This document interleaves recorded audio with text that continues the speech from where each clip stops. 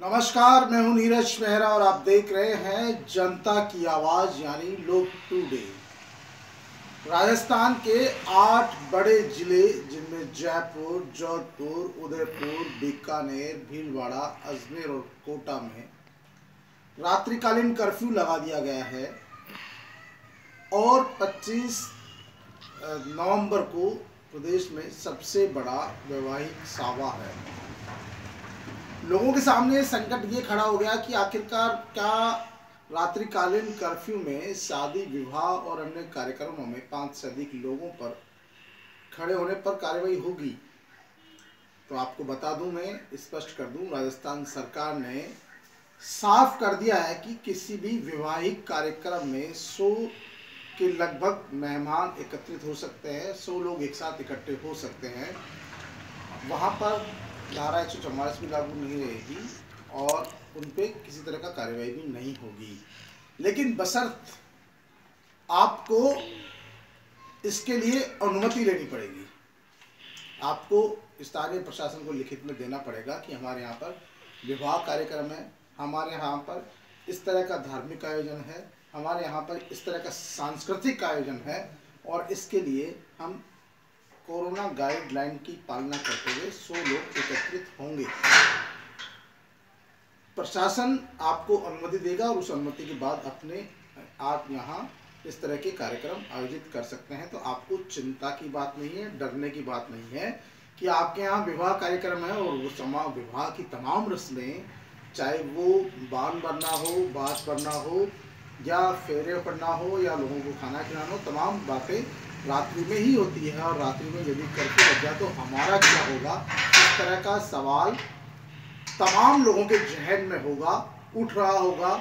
लोगों को लग रहा होगा कि अब कर्फ्यू लग गया, जो जयपुर रह रहा है, जोधपुर रह रहा है, कोटा रह रहा है, भीलवाड़ा रह रहा है, अजमेर रह रहा है, वो लोग सोच रहे होंगे कि हमारे यहाँ तो शादी है, शादी में अमूमन 100 लोग इकट्ठे होने की अनुमति सरकार ने दी है और एक तरफ अगर यहाँ पर इस तरह का हो जाता है तो हमारे यहाँ मेहमान कैसे होंगे, कैसे आएंगे, शादी कैसे होगी।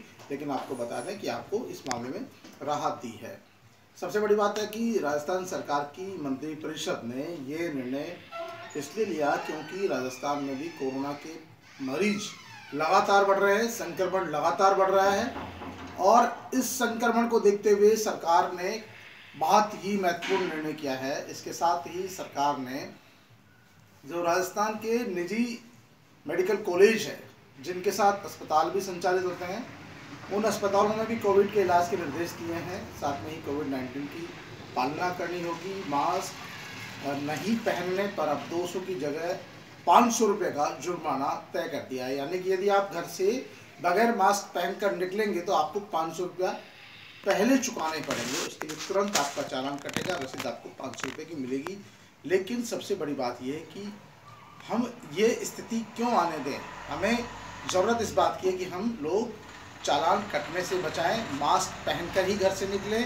क्योंकि इस समय जो डॉक्टर्स हैं उनका मानना है कि यदि आपने मास्क पहना, 2 गज की दूरी रखी और जब कभी आपके कोरोना के लक्षण, सर्दी, खांसी, जुकाम या हरारत हो शरीर में या किसी तरह के भी लक्षण दिखे और सीधे जाके कोविड-19 की जांच करा ली, तो आपसे बड़ा समझदार कोई भी नहीं होगा। आप कोरोना की आधी लड़ाई खुद जीत लेते हैं। ऐसे में तमाम लोगों को कोविड-19 से बचने के लिए मास्क लगाना ज़रूरी है, सैनिटाइजर करना ज़रूरी है। इसके साथ ही राजस्थान के जो बाज़ार है, अब वो सुबह 6 बजे से सुबह 8 बजे से शाम को 6 बजे तक खुल सकेंगे। इस दौरान बाज़ारों में भी जो है बाज़ार बंद करने के निर्देश दे दिए गए हैं। 7 बजे तक बाज़ार बंद करने की निर्देश हैं। 7 बजे दुकानें बंद करके लोग अपने घरों तक 8 बजे तक पहुंच सकेंगे, सुबह 6 बजे खुल सकेंगे। तो एक तरह से जो बाज़ार है, क्योंकि सबसे बड़ा संक्रमण भी बाज़ारों से फैलता है, बाज़ारों में बहुत भीड़ आ रही है ग्राहकों की, इसको देखते हुए बाज़ारों में शाम को 7 बजे से सुबह 8 बजे तक का कर्फ्यू लगाया गया है। तो इन कर्फ्यू के नियमों का पालन भी करना जरूरी होगा, व्यापारियों को भी, उनके कर्मचारियों को भी। और ये तमाम फैसले आपके और हमारे स्वास्थ्य को ध्यान में रखते हुए लगाए गए हैं। अगर आपके किसी विवाह समारोह का भी निमंत्रण आया है तो आपको देखना होगा कि क्या वहाँ मेरा और मेरे परिवार का जाना बहुत ज़रूरी है, क्योंकि 100 लोगों की लिमिट होती है ऐसी स्थिति में जहाँ बहुत ज़्यादा ज़रूरी हो, बहुत ज़्यादा अनिवार्य हो।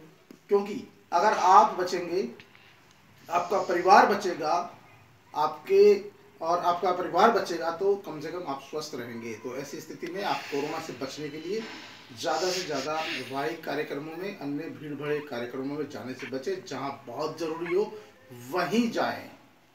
और राजस्थान में जो है अंतिम संस्कार के लिए भी सरकार के नियम है, गाइडलाइन है, 20 लोगों के शामिल होने की अनुमति दे रखी है। उसमें 20 लोग ही शामिल हो सकते हैं। कई कोरोना पेशेंट की मौत होती है तो वहाँ पर बहुत सोच समझ कर जाएं। बिना पीपीई किट पहन के आप शामिल नहीं हो सकते। कोरोना गाइडलाइन की पालना आपके लिए ज़रूरी है, क्योंकि आप बचेंगे तो दुनिया बचेगी, आप नहीं बचेंगे तो दुनिया हमारे किस काम की। तो कम से कम कोरोना गाइडलाइन की पालना जरूर करनी है। भले सरकार के नियम और कानून हमसे फ़ाइन वसूलते हों, लेकिन ये नियम और कानून हमसे फ़ाइन वसूलने के साथ साथ हमारे स्वस्थ रहने की कामना के लिए ही लागू किए गए हैं। तो आज के लिए इतना ही। नमस्कार।